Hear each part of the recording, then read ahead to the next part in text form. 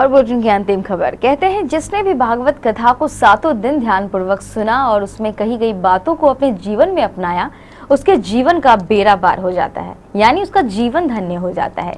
इसलिए बड़े बड़े धार्मिक अवसरों पर भागवत कथा कराई जाती है। आजकल अधिक मास चल रहा है। कहते हैं अधिक मास में भागवत कथा सुनने का विशेष महत्व है। इसलिए आजकल कटिहार के बड़ा बाजार में अवस्थित ऋषि भवन में भी भागवत कथा करवाई जा रही है। यह भागवत कथा वृंदावन से आए प्रसिद्ध कथावाचक पंडित रामजी शर्मा द्वारा सुनाई जा रही है।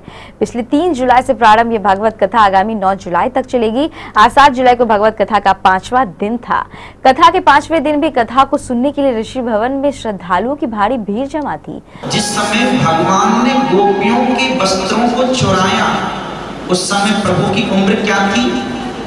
5 वर्ष की। और आप इस बात को समझ सकते हैं कि 5 वर्ष के बच्चे के मन में काम की वासना कभी नहीं होती। कलयुग चल रहा है आज के युग में।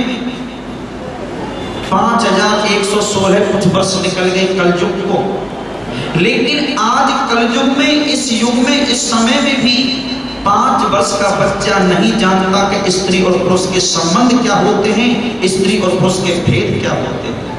जब कलयुग में बच्चा नहीं जानता 5 वर्ष का, तो महाराज वो तो द्वापर युग था। उस समय तो 10-10 वर्ष के बच्चे नंगे घुमा करते थे।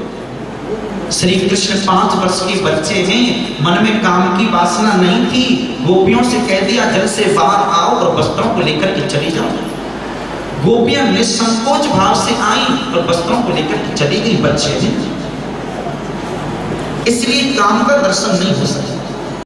आज कथा के दौरान भगवान श्री कृष्ण जी को 56 भोग का प्रसाद लगाया गया।